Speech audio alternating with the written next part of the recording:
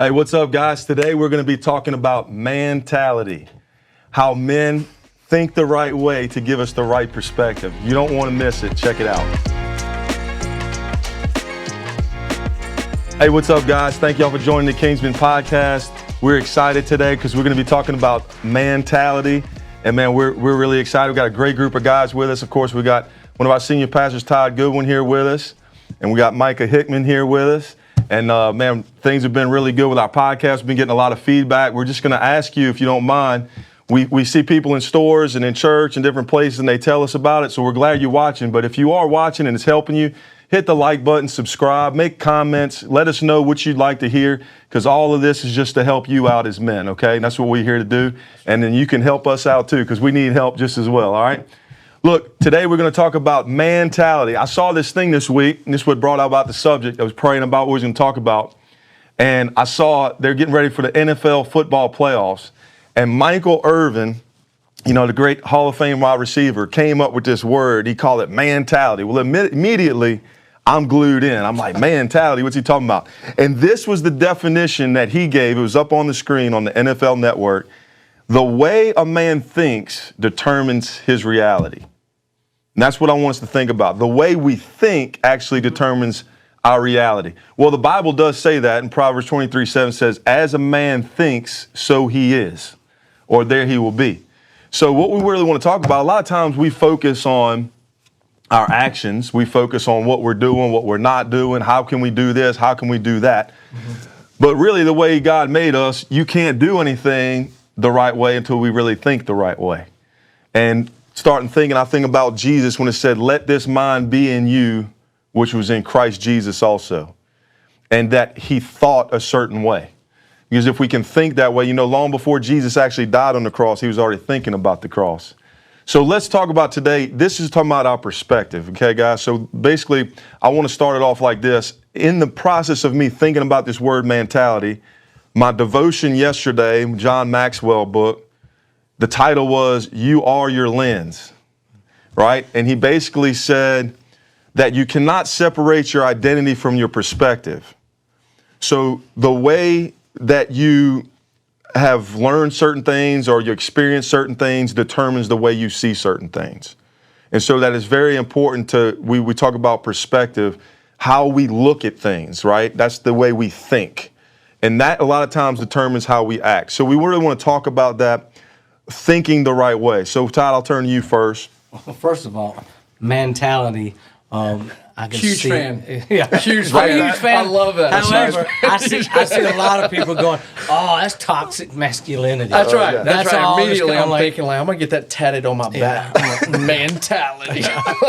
MANtality. Hey, Dad, I got a new man part tattoo. bold. That's Well, right. I agree with you. I'm a disciple of Jesus first, and then John Maxwell.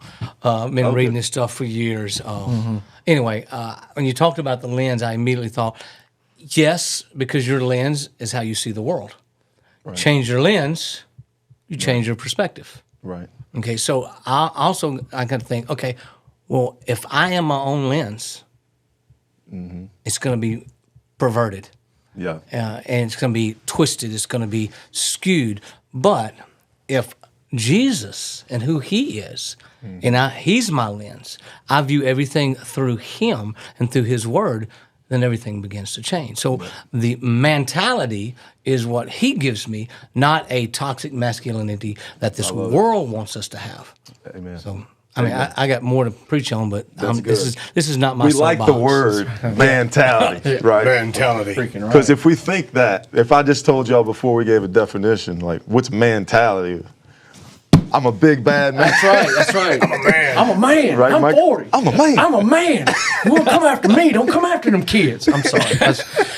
Look, I love the mullet. You know, he's a great coach from Oklahoma State. He's still there. It's great. So But anyway, I agree. MANtality.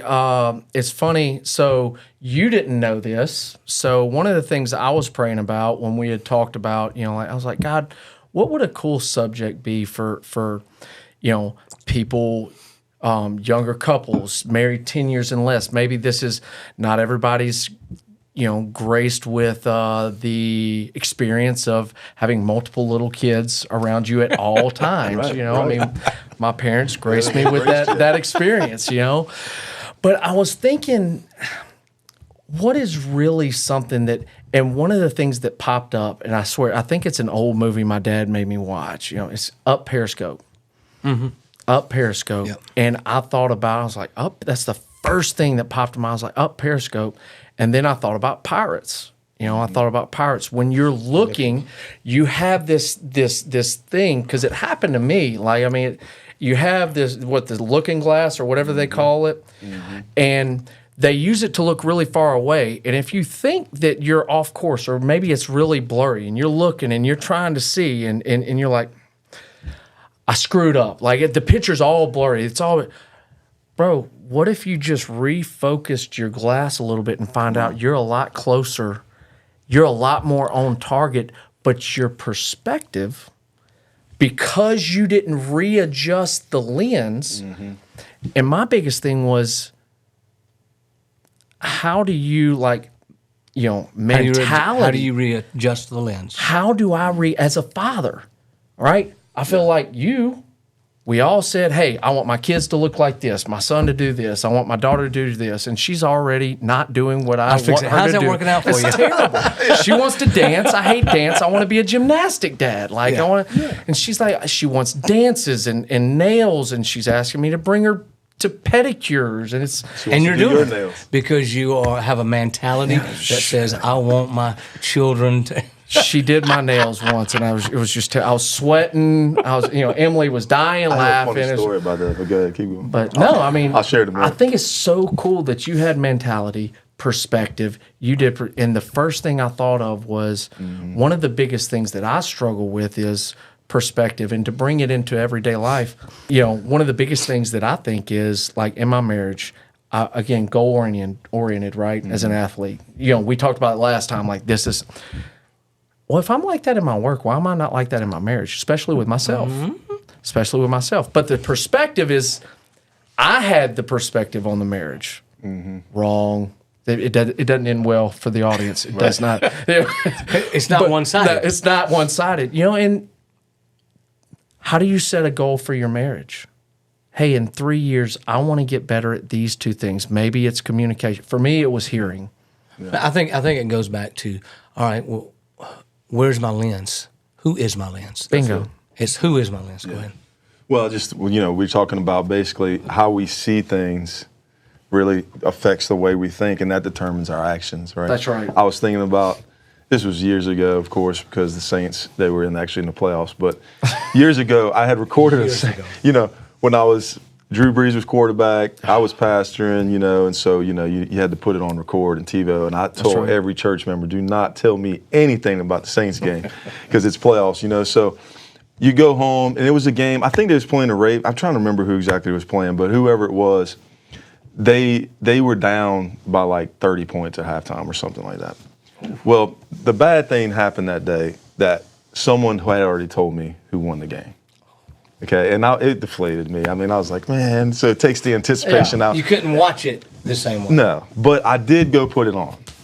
And it was so different watching it, because when Drew Brees threw 2 interceptions, I didn't get mad.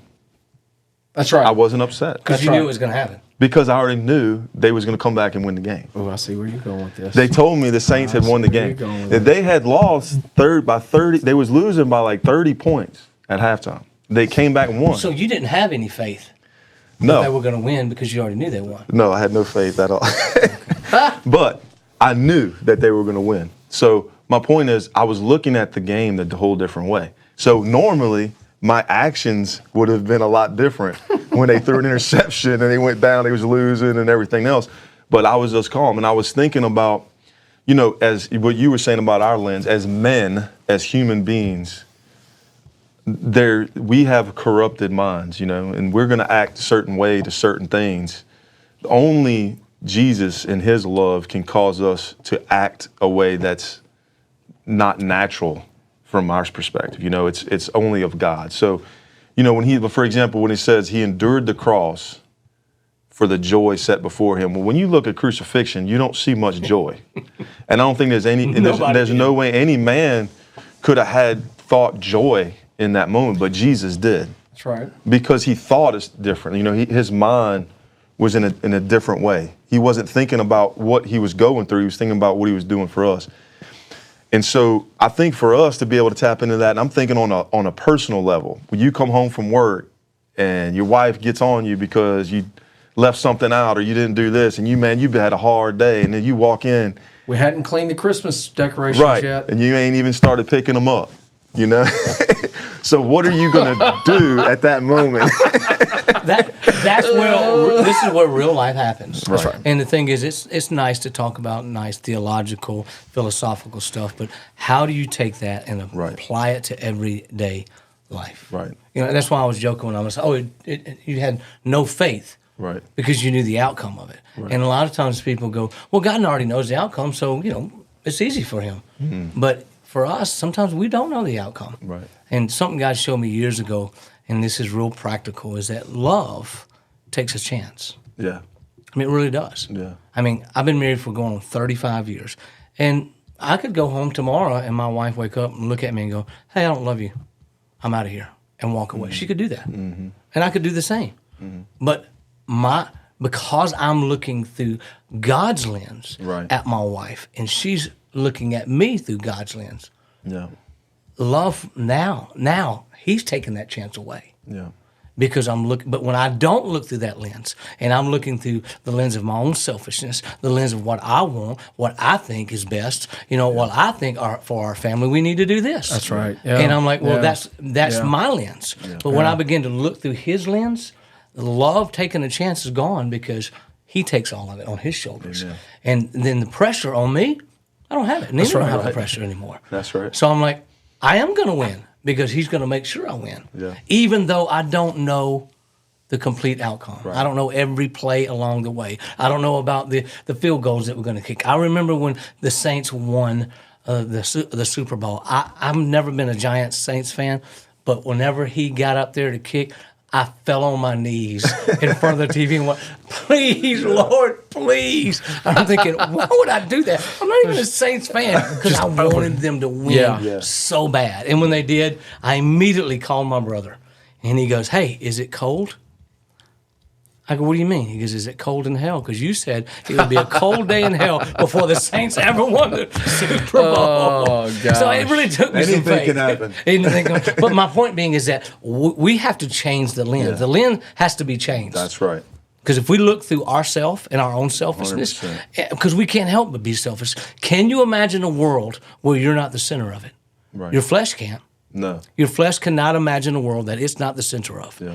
So in the fact that I'm trying not to be selfish makes me selfish. Yep. Selfish. Because you're thinking about yourself. So I'm like, Lord, I need you to help me not even think about me. That's the struggle we all have. Yes, we all have that lens that we want to look through. How do you That's the great look question. through that lens every day? Well, one thing, here's what, I think you said somewhere. One, you know, typically, like, when I go into work, sometimes I'll mess with, you know, some of the different ladies who are much higher up than I, you know, and they make important decisions. I'm just the gopher. But they'll come in and I'll be like, hey, look, easy, look.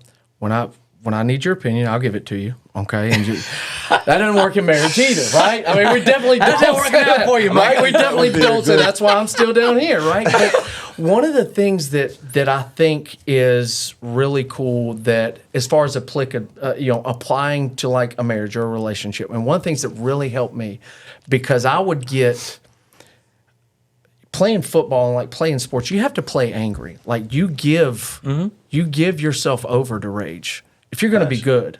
Yeah. I mean, it is. It's a spiritual thing. You give yourself over to, and I liked it.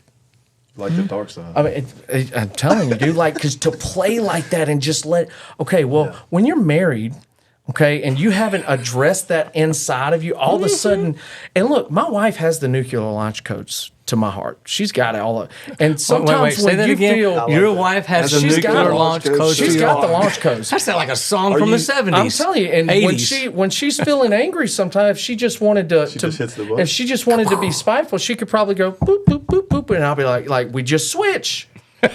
We just switch. Does your wife say you're a little intense? Yes. Wait. She does. Let me tell you something. She gets angry at me for trying to explain stuff passionately. She's like, "Why are you yelling?" I'm not yelling. I'm just I'm passionate. I'm talking with emphasis. She's like, "Stop pointing at me with your finger. I'm not one of your students." I'm like, "I'm not." And so then I try to talk without my hands, and I babble, like I stutter, like I'm a ding dong. You know what I'm saying? But one of the things that somebody asked me, "Do you think she does that just to spite you?"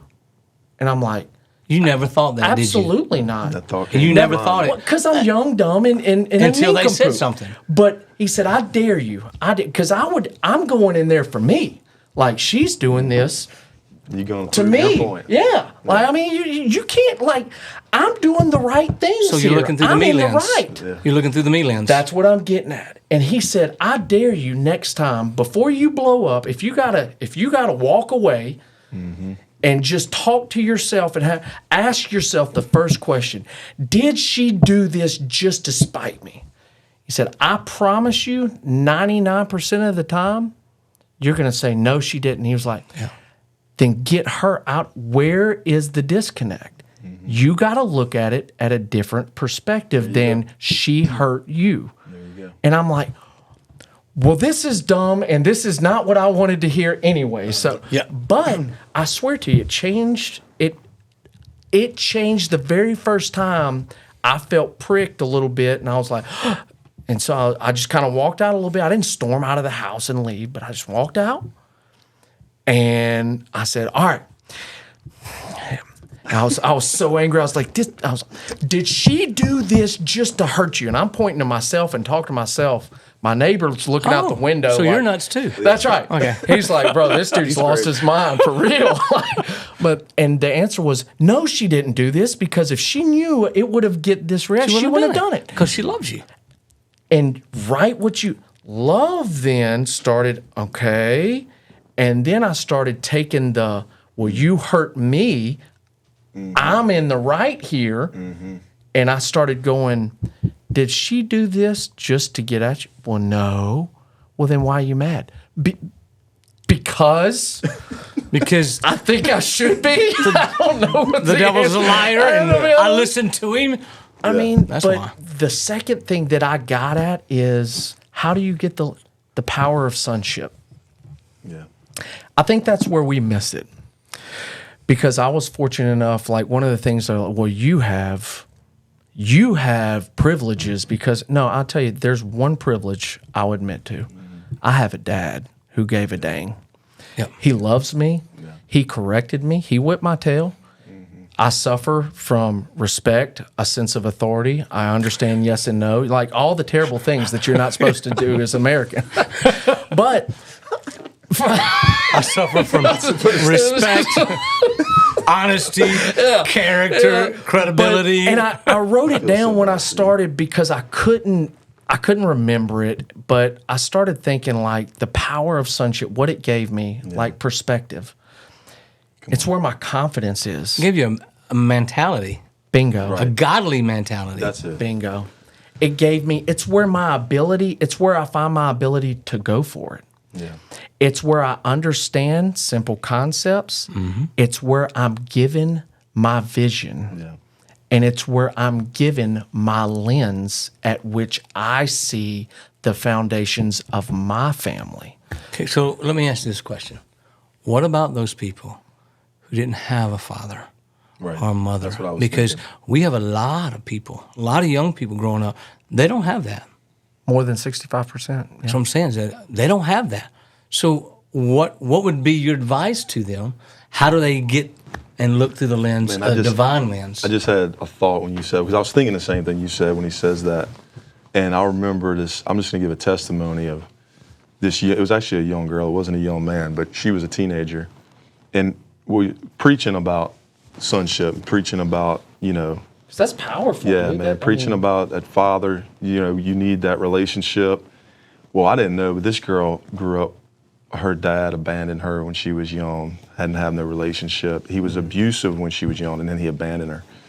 So she had this bad idea about dad. And I remember her coming up and just crying And when I came to pray with her, she had expressed that to me. And all I knew is God just told me basically to tell her is like, but that's okay because he wants to be your father. And talking about God in heaven. And man, that at that moment, this girl completely broke down and like believed in that and gave herself to God as the father. And man, it changed her whole, you talk about changing a lens, changing her perspective. From all she could ever see things was from all the pain and all the guilt and everything that she felt and abandoned. Yes. Worthlessness, because why would anybody abandon me? When that lens flipped, instead of thinking how her dad did that, she just thought about her dad who loved her so much, he gave his son for her. And that now she could be a daughter, you know. And so anybody, whether we come from and don't have what you had in that home, because we need that. And there's men out here right now, we talk about every day, young men who need that. And That's right. When they don't have it, some of us need to fill that role. That's right. But God's always there to fill the role. He's going to use somebody. That's his grace. And I thought about what you was talking about. You was bringing about love, you know, that love thing. And love wins every time. You start talking about these real things with your wife and, you know, you're passionate. And I remember for myself, first being married, I mean, I'm a very passionate, intense person. So my wife tells me. Can confirm. And I'm like, I'm not yelling, I'm just passionate, you know. But you know what? Really, though, deep down, I was still trying to prove that I was the one right. 100%. I was trying to prove I was trying to prove something. And this is the thing that changed for me. As we grow in our relationship with God. Yeah. When you look at everything, that's the litmus test, Jesus, right? Mm-hmm. And I know I'm not preaching theology, man. I'm telling you stuff that's really helped me.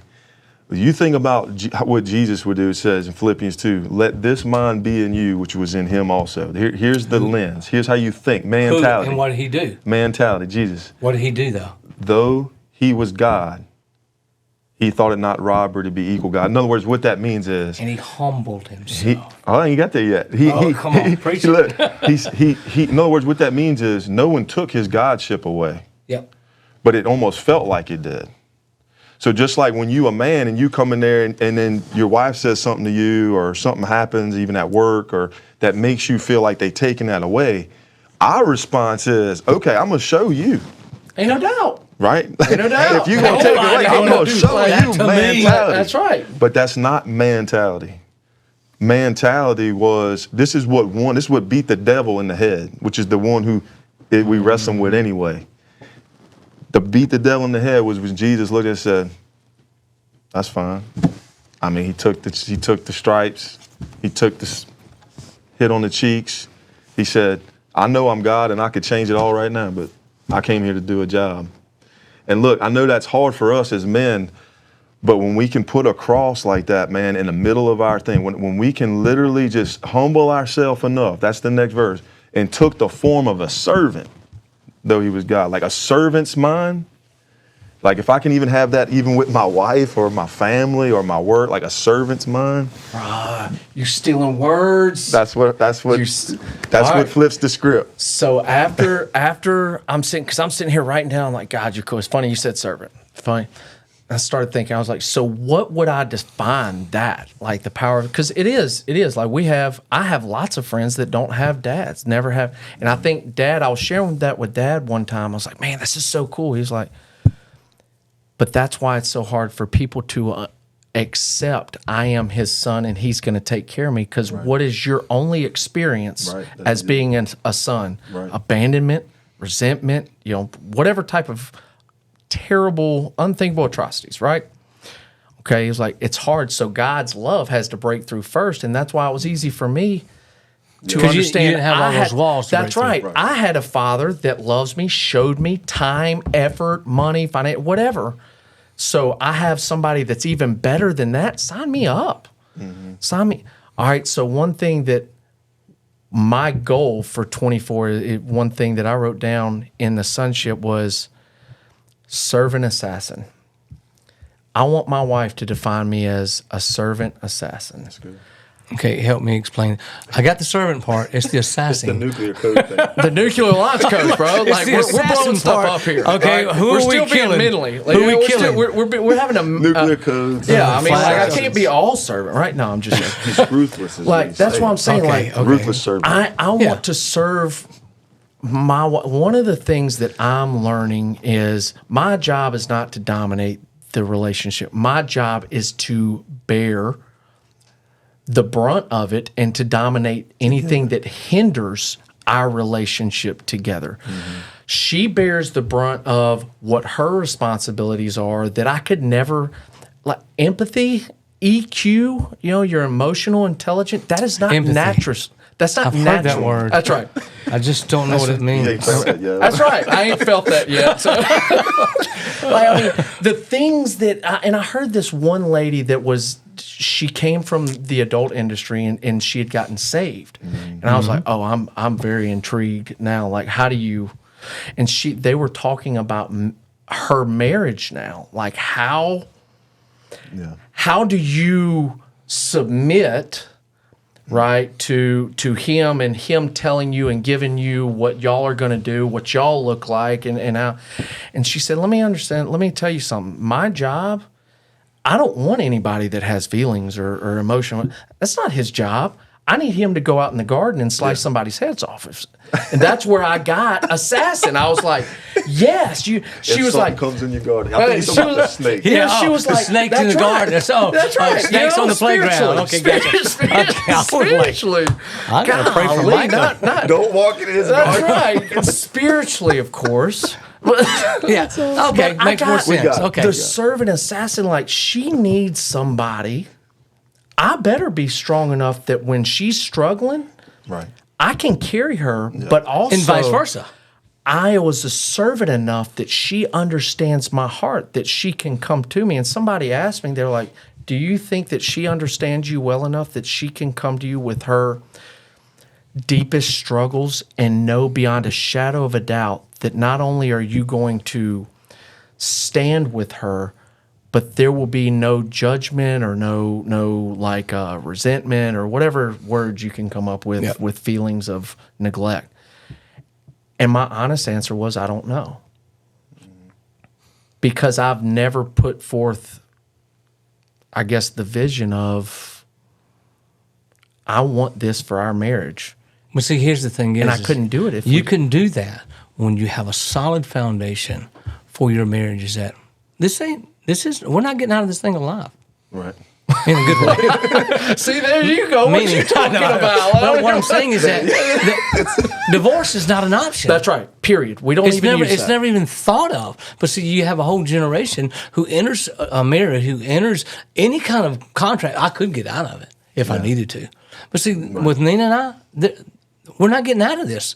So that's already settled. I love you. She loves me. And the only way we can do that is because we both love Jesus. And because of that, I'm able to share my deepest, darkest secrets with her without the fear of her rejecting me. And that's what we're afraid of. As men, we're afraid of rejection, and we don't want to be rejected. Or using it against us. Like, that's my biggest thing. That Which is rejection. Like, I'll tell you once, but if you use it against me later on, like somehow they got steel traps. But remember something. Everything. They are not our enemy. That's right. We are one. But where does that perspective come? How do I that's get a divine, that? That's though? a divine perspective that comes from God Himself. How do I get that as a younger guy so we don't have to struggle through year 5, 6 after the what'd you call that stage last time? I don't remember. It goes back to the lens, though, man. It goes back to the Where lens. does that lens come from to where I know we say we want the reward without the experience. Yeah. And we talked about that. What's your defining moment? I understand that. But see, you have more than one defining moment. I don't want to have, why do I have to go through the we almost didn't make it if I can learn early, like there's a lens. Learn early. What's the goal? That's the thing I think we need to ask. Like, just like anything, you got more than one person, more than just me, working together on something. Mm-hmm. What are we trying to accomplish? You talk about sports, right? Yeah. Okay, if I told you, all right, we're going to go win a championship, but to win a championship, we got to go through this, through this, through this, through this. That's right. Well, there's some people like they don't want to do it, but No. if you want it bad enough, you're willing to go through all that. Bro, sign me up. Right. Well, God said a marriage. He said, "I speak." This is a mystery. But I speak about Christ in the church, right? He didn't even know about He marriage. said it's a great mystery. So it's a great mystery. Hey, that's good. That's what Paul I'm said. not in trouble. I'm going to go, baby, God doesn't even know about marriage. He can't figure you out. We're good. It's an adventure is what it is. Right. It's an A adventure. mystery that he knows about, but we can't really figure I out. am off the hook. That's all I heard. So- I am off the hook. Once again, it's the me lens. I'm off the hook. That's right. So he says, but he speaks about Christ in the church. Like that's the idea is this the same relationship Jesus has with us is supposed to be with husband and wife. So there's the himself up. Come on. Come on. So the guy, okay, here's how it looks. Jesus humbled himself, took the form of a servant. There's your servant assassin. This is the mindset I'm supposed to have going in my house. All right, then took upon the cross, right? And became obedient to death. So there's sacrifice. So not just a servant's mind, now I got a sacrificial mind. I completely give myself up. Then he submitted himself. I knew we was going to have some S's in there. That Three of them so far. that he would be exalted above every I name. knew it was Now coming. wait. Well, we get to talk about this. Okay, Jesus. Your name will be exalted above every name. In other words, you're at the pinnacle. You've achieved what I've called you to do. Yeah. Which is what we all want. That's right. Fulfillment. Like we're here to do what God's called us to do, and we want that. And honestly, most of our arguments as men is that we want to like show that. Like we want our wife to see that. So when we feel like she comes against us a little bit or she says something, 100%. it's like you're saying I'm not the man, you know? So That's right. So That's now right. we're like, I'll show you I'm the man. But That's right. the point is, look at what he's saying. This is how it works. If I can step back and be a servant, sacrifice, and say, I'll submit. Well, dude, that's hard as a man. Like, that's the opposite of what you would have defined MANtality Yeah. in the beginning.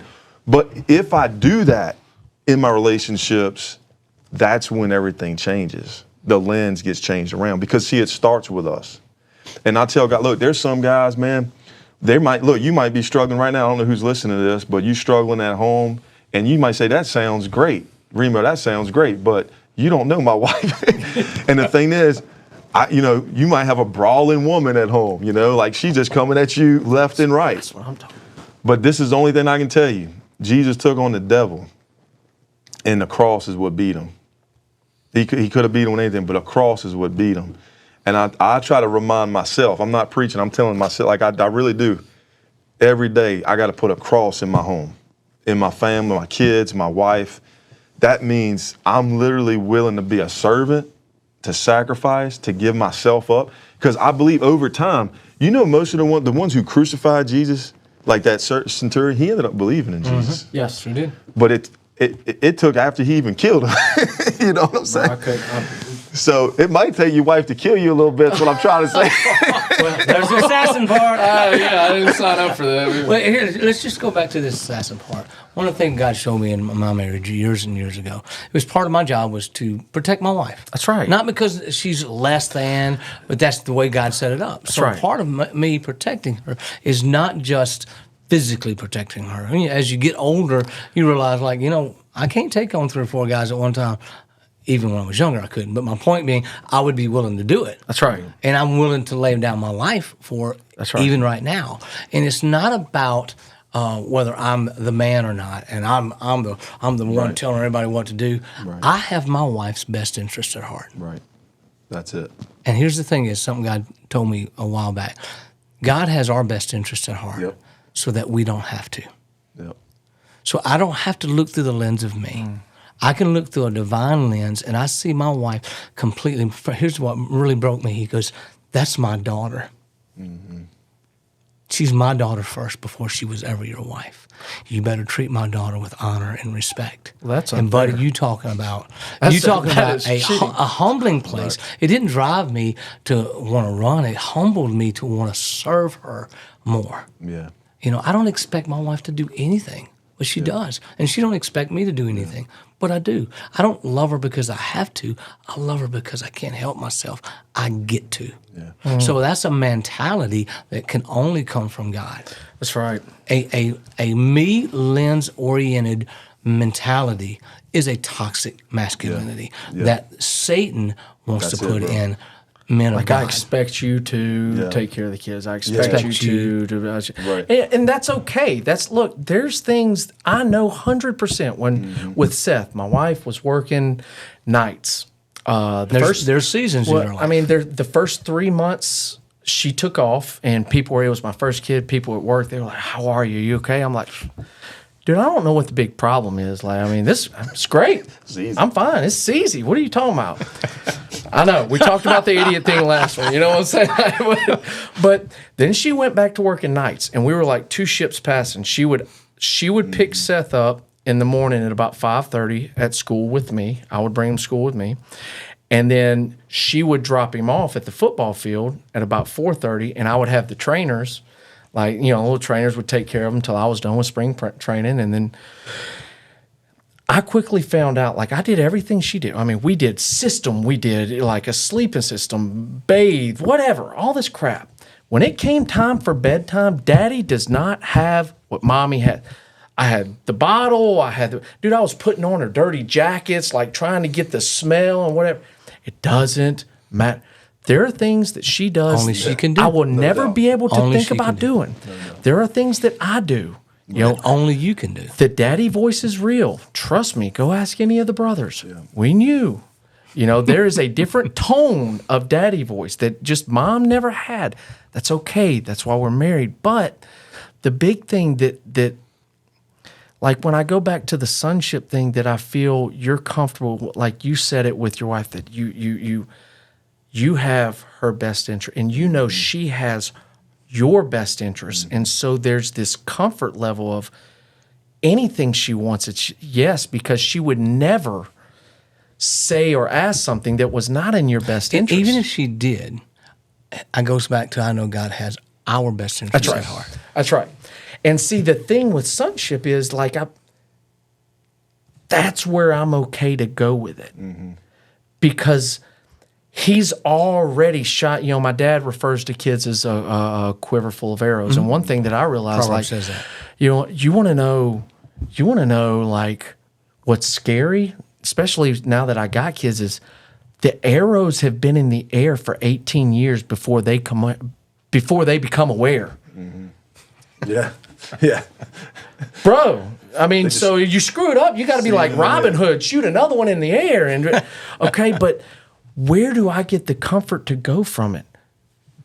Where, like my history, when people say you're too slow, fast to be quarterback, you'll never be a math major. Right. I had a professor tell me, he's like, dude, you do Micah math. I don't even know what you do. It goes back to God's lens. That's because right. I don't see myself the way the rest of the world sees me.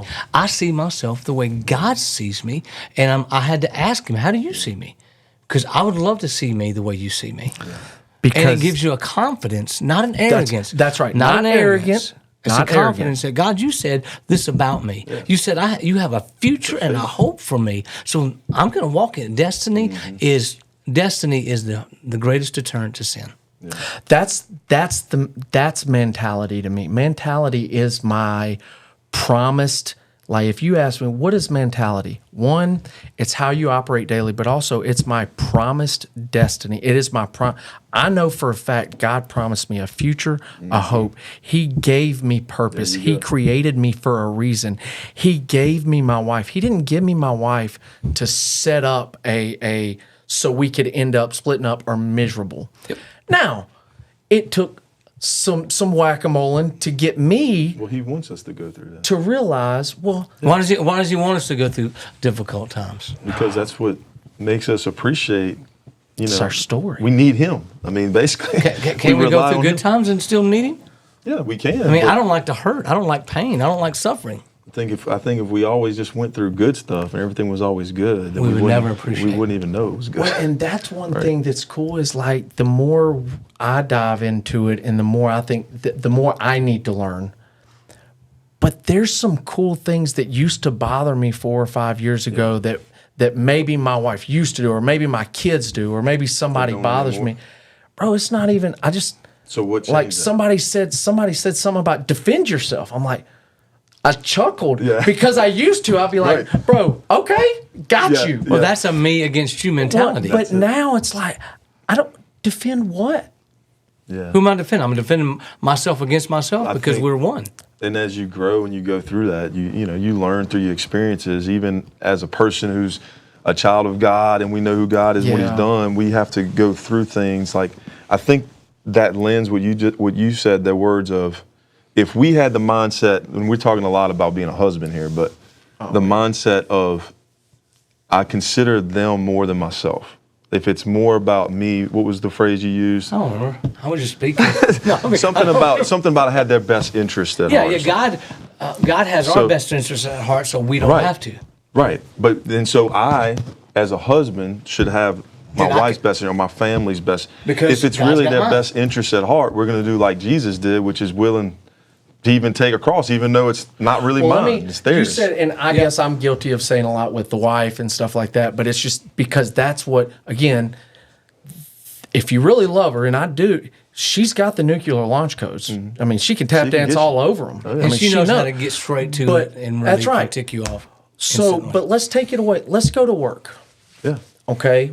My mindset at work, and partly because my grandfather and father, but if we go to work, my job, somebody said, well, what's your title? What's your job? My job is to make sure that you have everything you need to be successful. I think of a great example, and I loved it, like Uncle Billy. Uncle Billy, a lot of people don't know, but he had, I mean, at the time, he was dad didn't make it. Everybody knew at the end decision, most of the part, yeah, it's going to be Alan's decision. But and Billy didn't want the light. He didn't want to be in the spotlight. He didn't want an office. He wanted back here. he didn't need it. Because he wanted to make sure, does Alan have everything he needed to be successful? He's one of the ones that told me, does your wife have everything she needs to be? And he said, in your job, if you're a supervisor, one of the reasons the people loved him at Bluebell and didn't want him to leave, yeah, he was way high up. But he made sure his rather than, I'm not doing it because I'm sick of doing your work, and everybody else's work, and they're getting the credit. Right.